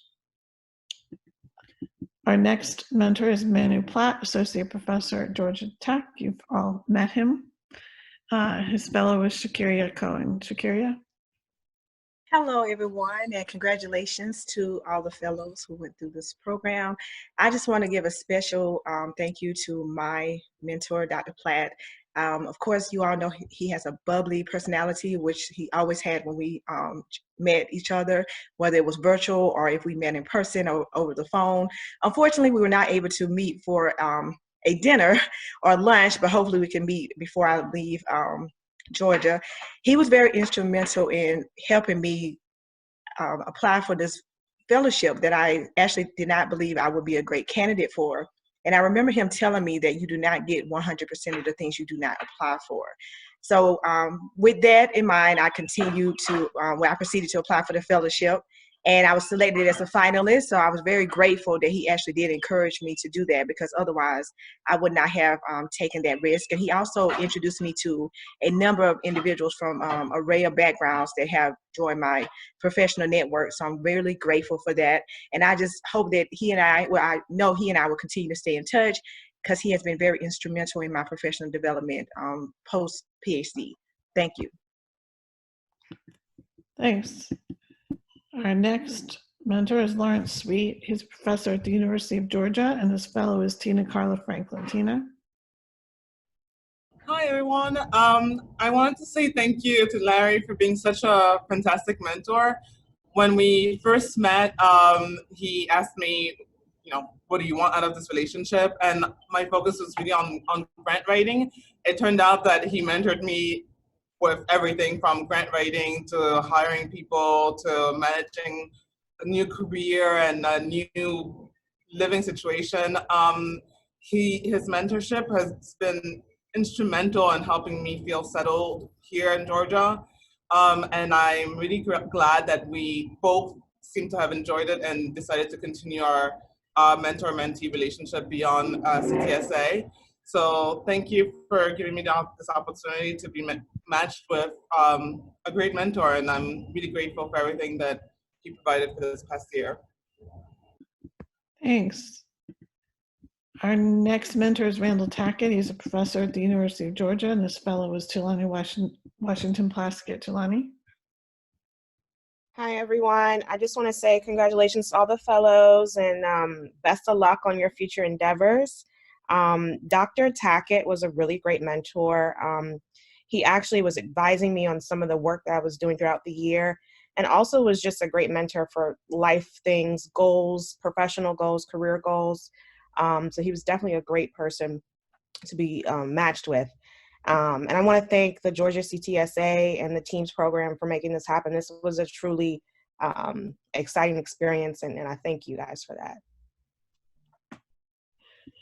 Thanks. And last but not least is Bob Taylor. He's a professor at Emory. He's also the overall PI for the Georgia CTSA, and his fellow is Anand Jain. Anand? Yeah, thank you all. I feel so incredibly lucky and grateful to have been paired with Dr. Taylor. Dr. Taylor, thank you for devoting your time to nurturing me and helping me improve as a clinician scientist. Dr. Taylor has helped immensely with my NIH career development proposal on the neurobiological mechanisms of esophageal motility disorders. He made introductions to collaborators, gave me feedback on preliminary data, and gave me valuable feedback on the proposal itself, which I submitted in the February cycle. He has also shared his immense experience and wisdom and helped me develop action plans to achieve the milestones important for advancing my career as a scientist. We've discussed our families and passions outside of work, and I feel connected to him in a way that would not be possible without the time dedicated by this program. I feel so incredibly thankful and lucky to have Dr. Taylor as an inspirational figure and a mentor, and will continue to lean on him for guidance as I move forward in my career. So thanks very much to all of our mentors. We are really grateful to all of you for participating in the program and for helping us launch what sounds like it was a very successful inaugural year. And with that, I will turn it back over to Lillian. Thanks, Kathy. Yeah, listening to all of the comments, it's really is fantastic. And, you know, I think what's really interesting is the kind of unexpected benefits that you get from these relationships. You go into it thinking you want or need one thing, and you end up getting advice about the stock market or whatever it might be. So I'm just so happy that you all had a good experience. I want to thank everyone for attending this inaugural graduation event. I wish we could share coffee together and see each other, but hopefully there'll be an opportunity for that at our respective institutions. Please do keep an eye out. There'll be an end of year survey in your inbox, and we really do need your feedback, especially any open-ended comments about collaborations or tangible outcomes related to this event. That's going to be super helpful for us as we try to think about the next step for this program next year, but also in the future as we work toward a renewal for the Georgia CTSA grant. And we really want to continue to incorporate mentoring into it. So we really would appreciate you taking the time to give us some feedback. I'd also would be really remiss if I did not close by showing our enormous appreciation to Lauren James and Katie Davis. They have been behind the scenes organizing everything, keeping Kathy and me under control and informed about everything that's happening. And absolutely, this program would not have been possible without Katie and Lauren. So a huge and special virtual thank you to both of them. So with that said, I will, unless Kathy has any closing remarks, or Lauren or Katie, I will end the meeting, but I'll wait a second and see if anyone has anything else they'd like to say. Thanks for everything, Lillian. Your leadership of this program has been tremendous. And I don't know if all of you know, but mentorship is actually one of Lillian's research areas. So we couldn't have had better leadership. So many thanks to you for all you did to put this together. Thank you. I just want to echo and tell Lauren, thank you so much. I know everyone's been in constant contact with her. She has been wonderful throughout this whole program, and we definitely could not have done anything without her. So big shout out to Lauren for all of her work. I agree. Great. Okay, everyone. Well, I think that concludes our event with 5 minutes to spare. So wishing you all the best. Please know that we're here as a resource for you in the future. You can always access the website. We will continue to put resources on there for mentoring. And if you ever need any advice or help, you can certainly reach out to your mentor or me or Kathy. And we wish you all the best. And hopefully we will be able to have virtual interactions not too much longer. So take care, everyone. You too all. Thank you, everyone. Bye. Bye. Thank you. Bye, thank you.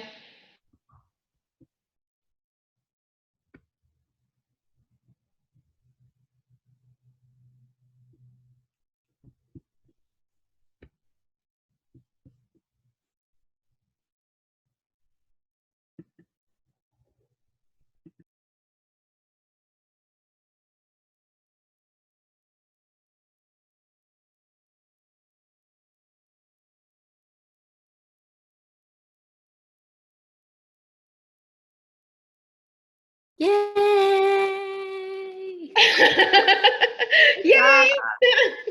Yay! No, that was great. I think it went really well. It was more Stop the touching. recording really quick. Hang on. Yeah. How do I? Oh, where in the world is it? Oh, there we go.